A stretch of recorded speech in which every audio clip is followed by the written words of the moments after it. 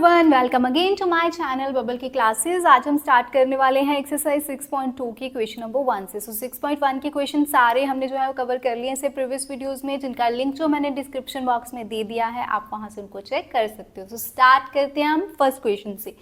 First question is in figure 6.28, यानी कि इस डायग्राम में find the values of x and y. इस डायग्राम में हमने एक्स और वाई, इसकी और इसकी वैल्यूज जो है वो फाइंड करनी है and then show that A B parallel to C D. और वैल्यूज फाइंड करने के बाद हमने प्रूव करना है कि जो ए बी ये वाली लाइन है इस लाइन के पैरेलल है। तो फर्स्ट रिक्वायरमेंट है हमारी एक्स और वाई की वैल्यूज फाइंड करनी है। तो स्टार्ट करते हैं क्वेश्चन को। ये जो क्वेश्चन है इससे जो सारे एंगल्स इसमें यूज होने वाले हैं, इनसे रिलेटेड वीडियो हम पढ़ चुके हैं, जिसमें हमने सारे alternative interior exterior angles cover करे थे, करस्पॉन्डिंग एंगल्स कवर करे थे, वर्टिकली जो एंगल्स हैं वो कवर करे थे। तो अगर आपने वो वीडियो नहीं देखी तो वो भी आप डिस्क्रिप्शन से चेक कर सकते हो, क्योंकि इन क्वेश्चंस में उन वीडियो का बहुत ही ज़्यादा यूज होने वाला है, उन एंगल्स का। तो स्टार्ट करते हैं हम एक्स और वाई की वैल्यूज फाइंड करने से। तो अगर हम इस डायग्राम को देखें तो इन दोनों में क्या हमें कोई रिलेशन नजर आ रहा है इस एंगल पे और इसमें? ये जो लाइंस है कुछ इस तरह से है ना। ये एंगल जो है दिस इज 130 और ये जो एंगल है ये दिया हुआ है वाई, और हमें क्लियरली पता चल रहा है जो हमने पढ़ा था कि ये जो है वीज बन रही हैं दो, और इन एंगल्स को हम बोल देते हैं वर्टिकली ऑपोजिट एंगल्स का पेयर। इसका मतलब जितना एंगल ये है उतना ही एंगल ये होगा। इसका मतलब है जो y की वैल्यू है वो आ गई, दैट इज 130 डिग्री, और इसका रीजन क्या रहने वाला है? Vertically opposite angles. तो हम डायरेक्टली लिख सकते हैं y इक्वल्स टू 130 डिग्री। क्यों? इसका रीजन रहेगा वर्टिकली ऑपोजिट एंगल्स।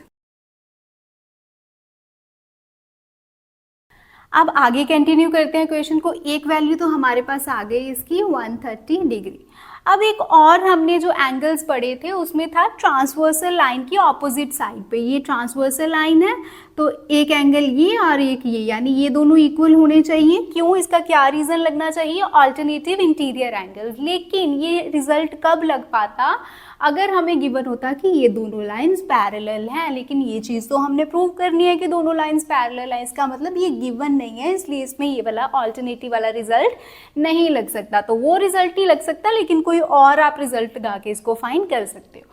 तो और कौन सा हमारे पास कंसेप्ट लग सकता है? हाँ, क्योंकि ये जो है पूरा एंगल जो है 180 का बनेगा लीनियर पेयर।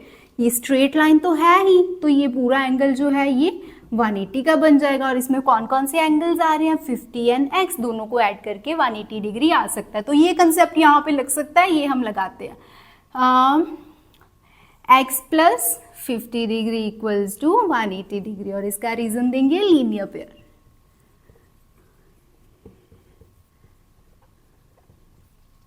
अब x की यहाँ से वैल्यू आ जाएगी, वो कैसे? 50 डिग्री जो है उस साइड जाके माइनस हो जाएगा और माइनस करके आ गया 130 डिग्री। सो हमारे पास y की वैल्यू भी आ गई जो उन्होंने बोला था फाइंड करने के लिए, और x की वैल्यू भी आ गई। अब बचा क्या है? क्या प्रूव करने वाला रह गया? इन दोनों लाइंस को हमने पैरेलल प्रूव करना है। तो ये भी मेरे पास वैल्यू आ चुकी है 130 डिग्री। अब जैसे कि मैंने आपको बताया था कि अगर ये दोनों लाइंस पैरेलल होती तो हम लगा सकते थे कि ये वाला जो है ऑल्टरनेटिव इंटीरियर एंगल्स बन रहे हैं। लेकिन अब हमारे पास जब हमने वैल्यूज फाइंड करी हैं तो दोनों वैल्यूज इक्वल आ रही हैं। ट्रांसवर्सल लाइन के ऑपोजिट जो एंगल्स हैं वो दोनों इक्वल आ रहे हैं। ये इक्वल कैसे आ सकते हैं? इसका मतलब तो यही लग रहा है कि ये दोनों लाइन जो है वो पैरेलल हैं। तो अगर एक साइड से रिजल्ट नहीं लगा तो हमने उसका रिवर्स साइड से स्टार्ट कर दिया, यानी कि पैरेलल नहीं गिवन, हमें एंगल्स गिवन है इक्वल। इसका मतलब ये पैरेलल हो गई लाइंस। तो हम लिख देंगे A B is parallel to C D. क्यों? क्योंकि हमारे पास जो दोनों एंगल्स हमने फाइंड करे थे ट्रांसवर्सल लाइन के ऑपोजिट साइड थे और दोनों की मेजरमेंट इक्वल आ रही है, इसलिए। तो ये था क्वेश्चन नंबर 1। अब स्टार्ट करते हैं इसका second question. Question number 2 is in figure 6.29 A B is parallel to C D, यानी ये लाइन जो है इस लाइन के पैरेलल है, and C D is parallel to E F. जो सी डी लाइन है वो इस लाइन के पैरेलल है, and y is to z equal to 3:7, और ये वाली दोनों एंगल्स की रेशियो गिवन है। फाइंड x, हमने ये x जो है इसको फाइंड करना है। तो स्टार्ट करते हैं। जो हमें गिवन था कि दो लाइंस पैरेलल है वो मैंने लिख लिया सबसे पहले।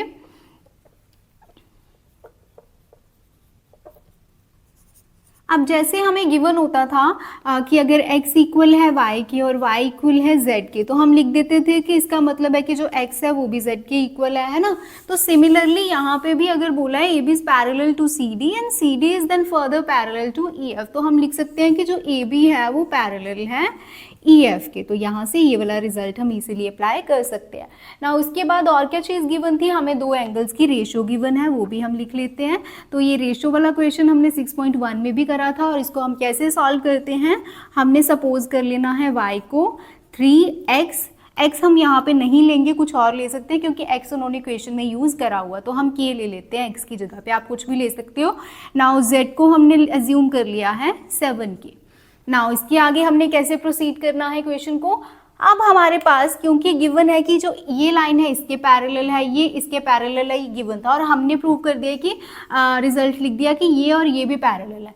अगर हम सिर्फ इन दोनों लाइंस को देखें, अगर मैं यहाँ पे ड्रॉ करती हूँ, ये है लाइन AB और ये जो है लाइन ये है EF, और हमने यहाँ पे लिख दिया कि ये दोनों भी पैरेलल है ना। और लाइन जो ट्रांसवर्सल कुछ इस तरह की है, यहाँ पे है एंगल X। ये बीच वाली लाइन जो है, मेरा कहने का मतलब ये आप भूल जाओ, हमने देखना है कि सबसे पहले ऊपर वाली लाइन और ये वाली लाइन ही गिवन है, और यहाँ पे एंगल है Z। तो ये कौन सा पेयर ऑफ एंगल्स बन रहा है, ये बन रहा है ट्रांसवर्सल साइड के ऑपोजिट एंगल्स, और ये होता है ऑल्टरनेटिव इंटीरियर एंगल्स का पेयर जो कि इक्वल होते हैं। यानी कि जितनी मेजरमेंट X एंगल की होगी उतनी ही मेजरमेंट Z की होने वाली है। तो यहाँ पे x की वैल्यू और z की वैल्यू सेम होने वाली है। तो z की वैल्यू क्योंकि 7x है, इसका मतलब है जो x है वो भी कितना आ जाएगा 7k, और जो रीजन है वो हम क्या देंगे यहाँ पे, ऑल्टरनेटिव एंगल्स। चलो अब ये तो हमने लिख लिया कि x की जो वैल्यू है वो 7k है, लेकिन ये पर्टिकुलर वैल्यू तो नहीं आई। अगर k की वैल्यू पता होगी तभी मैं लिखूंगी ना कि यहाँ पे x की एग्जैक्ट वैल्यू क्या आ रही है। यानी हमारी रिक्वायरमेंट अब ये k की वैल्यू को फाइंड करना है। इसको हम अब कैसे फाइंड करेंगे, अगर मैं ये और ये लाइन्स को देखूँ, तो हम ये यहाँ से थोड़ा सा क्लीन कर देते हैं।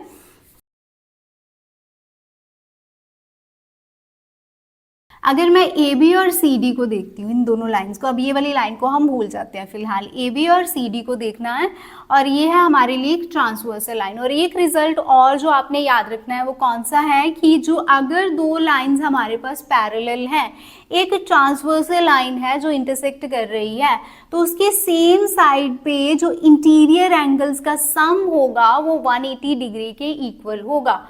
क्या बोला मैंने कि अगर दो लाइंस पैरेलल हैं, एक ट्रांसवर्सल लाइन है, उसके सेम साइड के ऊपर इंटीरियर एंगल जो है उनका जो सम है वो 180 डिग्री के इक्वल होता है।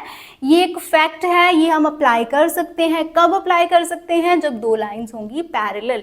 और ये क्वेश्चन में गिवन था कि ये और ये लाइंस पैरेलल हैं, तो यहाँ पे वो वाला कंसेप्ट लग सकता है। वो क्या है, हम लिख सकते हैं x + y = 180 डिग्री, और इसका रीजन हम क्या देते हैं,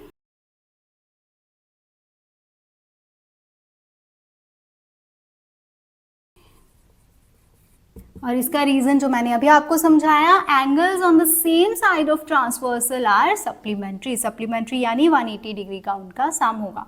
तो अब इस इक्वेशन को हमने सॉल्व करना है। जो x की वैल्यू हमारे पास है 7k और जो y है उसकी वैल्यू है 3k, यहीं से, और इनका जो सम है वो 180 डिग्री के इक्वल है। दोनों को मैंने ऐड करा तो 180 डिग्री बन गया। k की वैल्यू 180 डिग्री अपॉन 10, और यहाँ से आ गया मेरे पास k की वैल्यू 18। अब इस k की वैल्यू को मैं यहाँ पे पुट कर दूंगी तो मेरे पास आ गई x की वैल्यू, जो कि हमारे रिक्वायरमेंट थी इस क्वेश्चन की। 7 8 = 54, 7 1 = 7 और 12 ऐड करें तो x की वैल्यू जो थी वो हो गई 124। ये था question number 2। Now question number 3 is in figure 6.30, यानी इस डायग्राम में AB is parallel to CD। तो ये लाइन और ये लाइन दोनों पैरेलल हैं, तो एंगल्स वाला कोई कंसेप्ट यहाँ पे लग सकता है। And EF is perpendicular to CD, और जो EF है लाइन, ये वाली जो लाइन है CD के ऊपर परपेंडिकुलर है, यानी कि 90 डिग्री का एंगल फॉर्म कर रही है। यहाँ पे मैं लिख देती हूँ, इतना जो एंगल है that is 90 degree. Now angle GED = 126 degree. Angle GED, ये पूरा एंगल GED, ये पूरा एंगल जो है 126 डिग्री का है। नाउ क्या फाइंड करना है हमने इसमें, एंगल AGE। सबसे पहले देख लेते हैं कहाँ पे है डायग्राम में एंगल AGE। ए जी और जी के बाद कहाँ पे जाना है, ई की साइड, तो ये वाला एंगल, ये एंगल फाइंड करना है मुझको। और कौन सा एंगल फाइंड करना है, जी ई एफ। जी ई एफ कहाँ पे है, जी ई और देन यहाँ पे जी ई एफ, यानी ये वाला एंगल फाइंड करना है।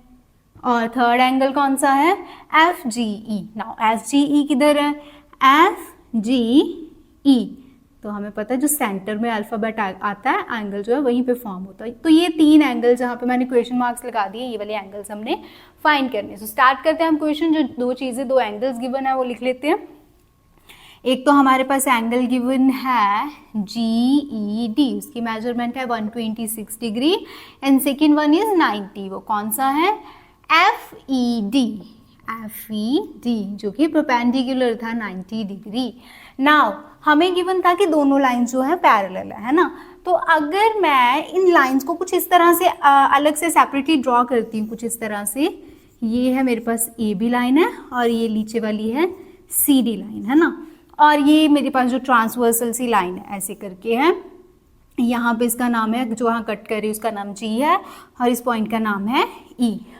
हमने ये लाइन को एलिमिनेट कर दिया फिलहाल के लिए इक्वेशन से, हमने सिर्फ दो लाइंस ड्रॉ करी है और ये ट्रांसवर्सल वाली लाइन जो है ये ड्रॉ करी है, और यहाँ पे एक एंगल बन रहा है इधर जहाँ पे मैंने क्वेश्चन मार्क लगाया हुआ है ना, और ये नीचे जब जाती है तो कौन सा एंगल बन रहा है, ये सारा, क्योंकि यहाँ पे ये सारा और यहाँ पे ये सारा एंगल 126 डिग्री का। तो आपने ये गलती नहीं करनी है कि सिर्फ इतना सा एंगल ले लेना है, क्योंकि हम ये वाली लाइन की अभी बात कर ही नहीं रहे हैं, हमने सिर्फ दो पैरेलल लाइंस ली है, ये ट्रांसवर्सल लाइन ली है, तो यहाँ से ये कंप्लीट सारा एंगल ले रहे हैं, तो यहाँ से भी, यहाँ से शुरू होके जो लाइन को टच करेगा वो सारा एंगल लेना है, और यहाँ पे उसकी मेजरमेंट है 126 डिग्री। तो क्या इनका कोई रिलेशन बन रहा है, ये कौन से एंगल्स बन रहे हैं हमारे पास, ये एंगल्स बन रहे हैं हमारे पास ऑल्टरनेट इंटीरियर एंगल्स है ना, क्योंकि जो वो ट्रांसवर्सल लाइन के ऑपोजिट साइड्स पे होते हैं ऑल्टरनेट इंटीरियर एंगल्स। इसका मतलब इस एंगल की मेजरमेंट में मेरे पास आ गई है 126 डिग्री। तो इसको हम कैसे लिखेंगे इस एंगल को, AGE एंगल मेरे पास आ गया 126 डिग्री, और रीजन वही देंगे हम, कौन से वाला, ऑल्टरनेट वाला। अब एक एंगल मेरे पास बन गया, अब दूसरा एंगल कौन सा फाइंड करने वाला है, यहाँ से हम क्वेश्चन मार्क चाहे रहने दो आप, तो यहाँ पे मैं लिख देती हूँ 126 डिग्री के, ये वाला एंगल मेरे पास आ गया। अब ये कैसे बताऊँ, फाइंड करूँगी मैं, ये तो बहुत इजी है, क्योंकि ये भी एक लाइन है, इसका मतलब ये जो पूरा एंगल है ये 180 का बन रहा है, और पूरे एंगल में कौन कौन से एंगल्स आ रहे हैं, 126 एंड दिस एंगल, तो इन दोनों का सम अप जो होगा वो 180 के इक्वल होगा, और इस केस में रीजन रहेगा लीनियर पेयर। तो इसको किस तरह से लिखेंगे, 126 प्लस दिस एंगल, इस एंगल को कैसे लिखना है, FGE इक्वल्स टू 180 डिग्री, और रीजन रहेगा लीनियर पेयर। और यहाँ से इजीली इस एंगल की वैल्यू आ जाएगी, इस एंगल की वैल्यू कैसे आएगी, 126 उस साइड जाके हो जाएगा माइनस, तो माइनस करके आ गया 54 डिग्री। अब FGE की भी वैल्यू, इसकी वैल्यू भी आ चुकी है 54 डिग्री। अब हमारे पास एक ही एंगल रह गया जो फाइंड करने वाला है, एंड दैट इज ये वाला एंगल, इसका नाम है GEF। इसको कैसे फाइंड करेंगे, ये अगर इस डायग्राम में देखें तो ये पूरा एंगल है 126 है ना, और इतना सा एंगल है 90, तो ये कैसे आएगा, अगर मैं पूरे में से 90 को माइनस कर दूंगी तो ऑब्वियसली यही वाला एंगल आने वाला है। तो इस एंगल को कैसे हम फाइंड करेंगे, angle GEF equals to 126 degree minus 90 degree, तो ये आ गया 36 डिग्री, और तीनों एंगल्स हमने फाइंड कर लिए जो उन्होंने बोले थे। अब इससे नेक्स्ट वाली वीडियो में हम करने वाले हैं क्वेश्चन नंबर 4, 5, 6। आई होप ये सारे तीनों के तीनों क्वेश्चंस आपको क्लियर हो गए होंगे। Thank you for watching.